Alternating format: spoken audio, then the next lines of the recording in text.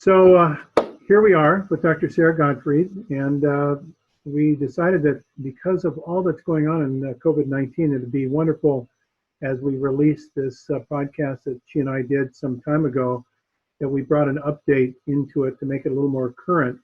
And there's no one I could think of better that I'd like to have a discussion with as it relates to COVID-19 than Dr. Gottfried. So Sara, thanks so much for joining us for this little additional vignette that we're going to attach to our previously recorded podcast. So maybe you can just give us some glimpse as to what your world is like, being the center of information for so many of your followers in the world, and how you see this thing unfolding. Sure. Well, thank you, Jeff, for having me. I'm super happy to be with you and with our listeners today.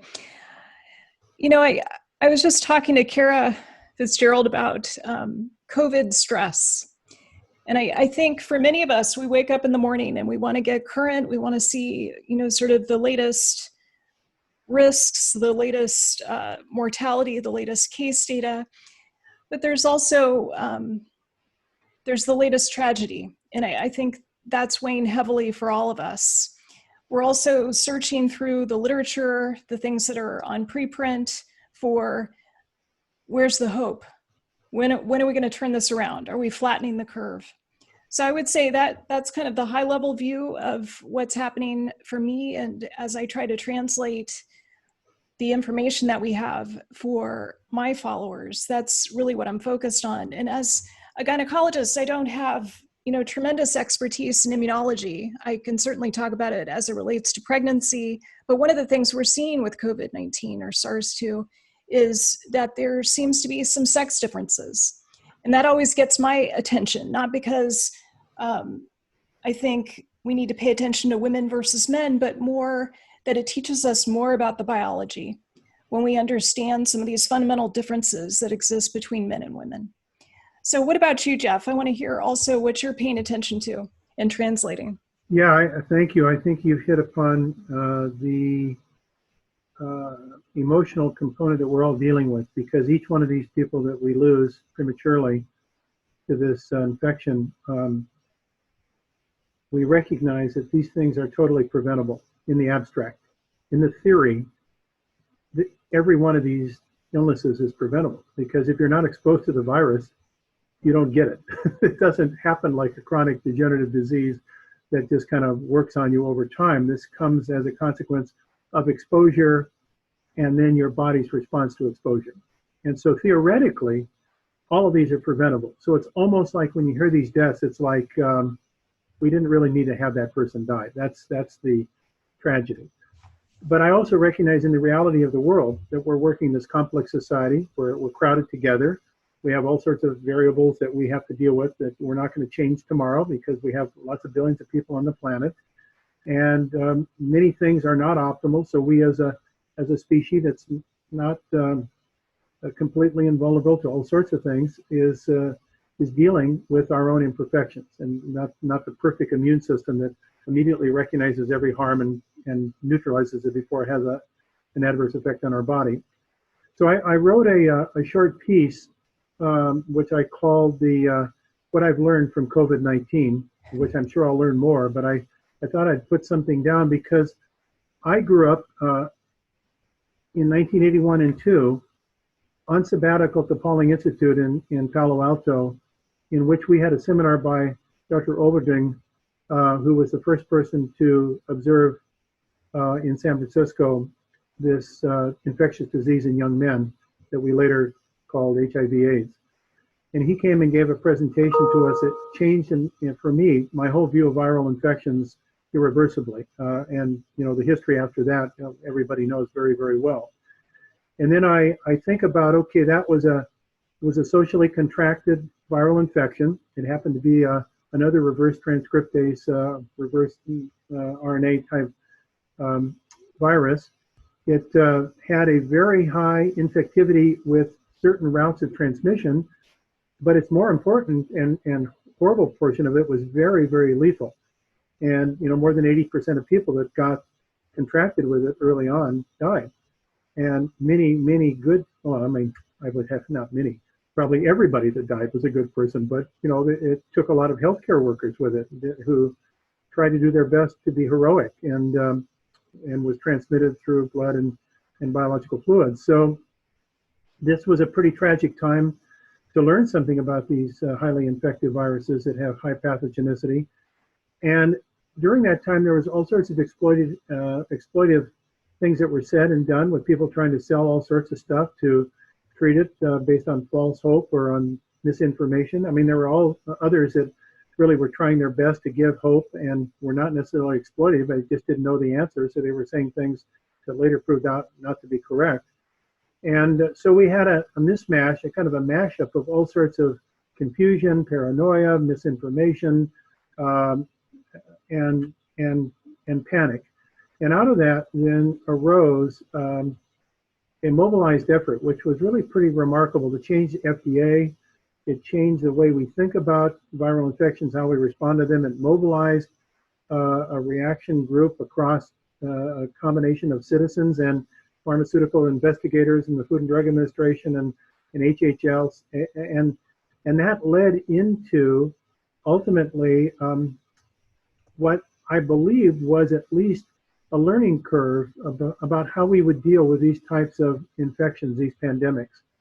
And then to see it kind of dissembled and disassembled over the course of the last few years, at a time that we recognize that infection is going to become more prevalent in this world of crowding and changing in global climate and all sorts of things, and transportation with more and more people traveling for transmission, to then disassemble a group of individuals that were put together across many different disciplines that were designed actually to be able to handle these types of emergencies. It seems almost incomprehensible to me as to how this happened.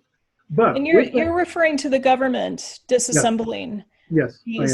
These entities that we have Precisely. that are to help us for future pandemics. And had many different people from different backgrounds who had some experience and some learnings that could work collaboratively across different platforms to respond as quick responders. So then it takes a while to get things up and going. And it's time is the essence, as we know. If you're going to keep an environmentally transmitted disease in check, you don't have a lot of time until the logarithmic curve starts to catch up with you. So I think the good news is I believe certain places got the message quicker than others, and we started to implement the right kind of strategy because it is a lifestyle disease. Yes. If we really think about it, it's a lifestyle disease, and therefore people started implementing the proper kinds of implementation that I think will flatten the curve. In the meantime, I think the most important thing that we can transmit to individuals are not only the standard things of washing your hands and staying away from other people and being patient as we allow this thing to sweep through as virus infections do, but also there are certain things that we can do to help our bodies to be as strong as possible, and that our immune system is very responsive to how we treat it, how we are sleeping, how we're thinking, how we're acting, what you're eating, how much fluid we're taking, how much exercise we're getting. Our immune system is not static, it's very dynamic. And I think this is a time to relearn that lesson. And I know that's your message, that's the message that we're trying to take out through the Institute for Functional Medicine, and try not to be like goody two-shoes about this, but try to say, here are other things to consider as you're sitting there in quarantine and you've got some time on your hands. Here are ways that you can really start taking charge and develop self-efficacy, because your immune system is waiting for you to tell her the message. So that's kind of how I see it. Well, thank you for sharing that. I agree with you. I think it's a network medicine approach. It's a pleiotropic approach to this pandemic that we're facing. It's not, that these older medications are going to save us, although maybe they'll help. We still don't know from trial data. But I totally agree with you that we have to be thinking of these foundational issues, like how much deep sleep did you get last night? Are you getting the restorative sleep that you need? Are you able to manage that high perceived stress that is so ambient right now for so many of us? Yeah. Are you getting nutrient dense foods, even if it's harder to shop and get the 5 colors of the rainbow each day? Are you getting the nutraceutical support that you might need? So I totally agree with you. I think it's important to look at it in this much broader context and not necessarily to race off and, get Plaquenil or a Yeah. Z-Pack as your only approach to dealing with this pandemic. Yeah, and I think it goes back to me and what you were talking about earlier, the difference in gender frequency between women and men. I'm always been a believer, and I think it's even more reinforced recently that women, maybe because of biological necessity, whatever the reason, have generally been the tenders of health of their families and are more sensitive to health issues than men. Men, kind of just push it off as like, well, I'm immune to those kind of things, and I'll deal if I'm broken. I'll get someone to fix me when I'm broken. And that kind of logic in these times where you're not really putting into the bank account a lot of reserves and you're pulling from reserves, then when your body is under the need to go to those reserves and to mobilize them, that's the organ reserve in your immune system. If you've been working on the bank account by doing withdrawals for a long time, now it comes back to roost. And I can't help to think that maybe some of this gender difference is not just hormonal differences between men and women, but it's the way we have actually thought. Genders have thought about their health and taking care of themselves. And there are lots of studies showing that women generally have better health habits than men. So I can't help but feel maybe this is a test to the reserves that we're seeing here. Well, I agree. Certainly, we don't know when it comes to SARS-2 or COVID-19. I would agree with you that I would hypothesize, I would speculate that there's some sex differences, perhaps related to estradiol as a signaling modulator of the immune system. And then there's gender differences, such as what you just described with health practices. Maybe women wash their hands more, who knows? I've certainly seen with the men in my world that they're very concerned about the stock market. That is a primary concern. And not to generalize or to put all men into this category, but women are much more concerned about, how are people coping?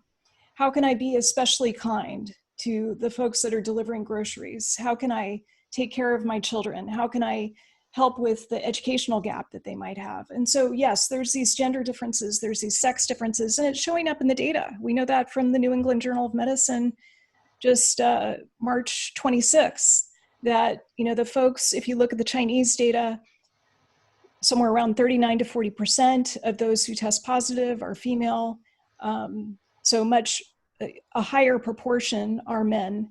And if you look at mortality, a higher proportion are men.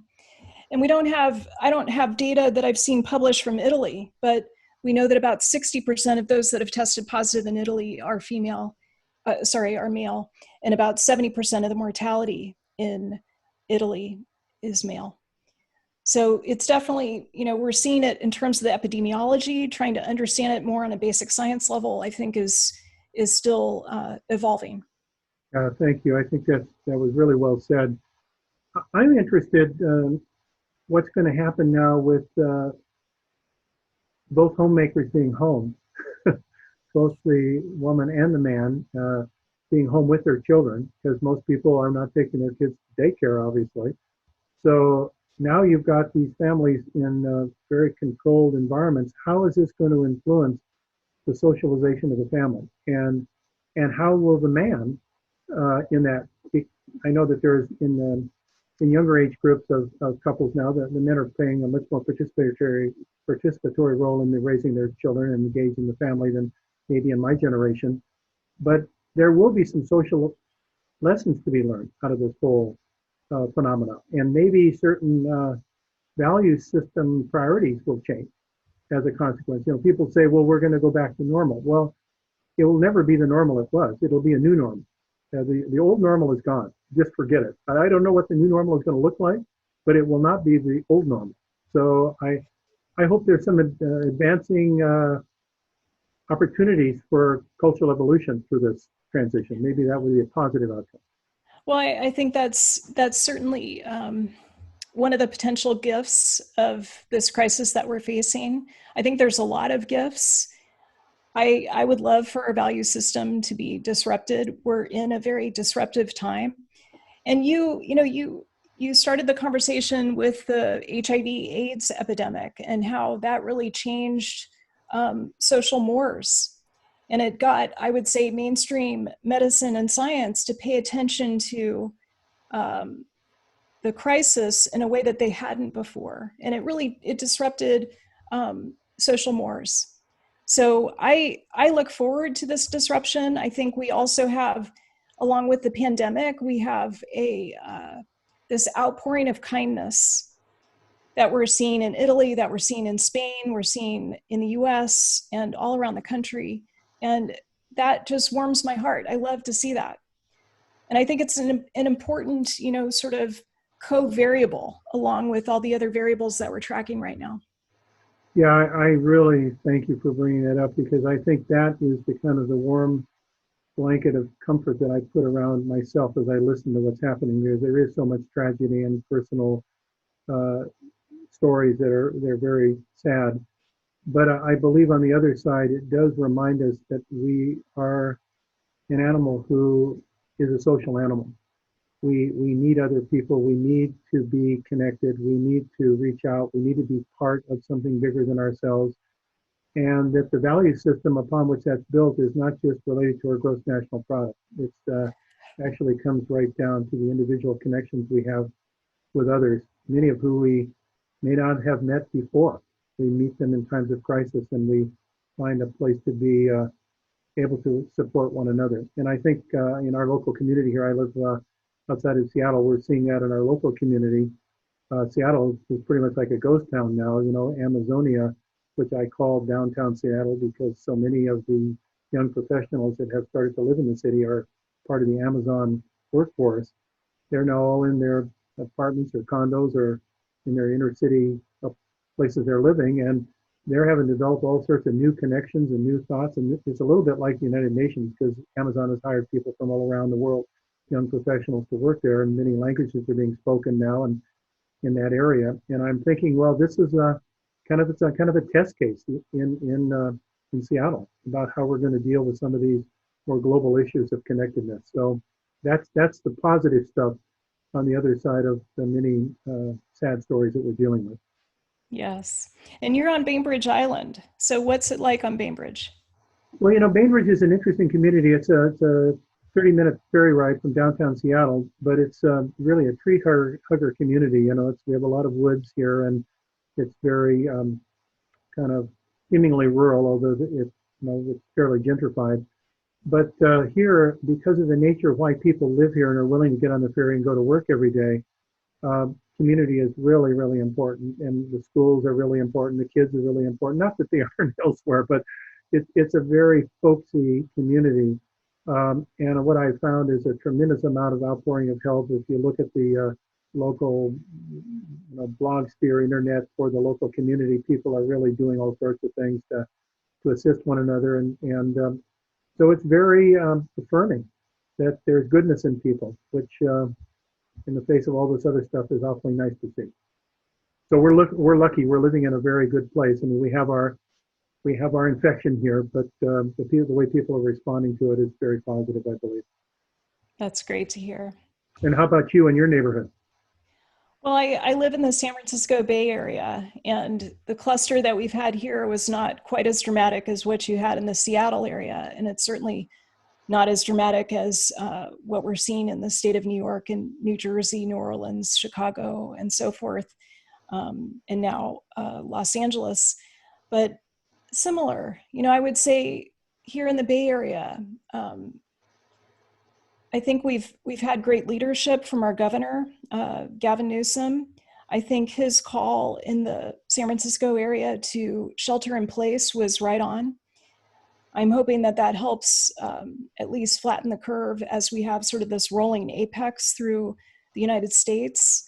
And yeah, there's a sentiment of tenderness, Yeah, that I think you're describing in Bainbridge Island, that I feel here too.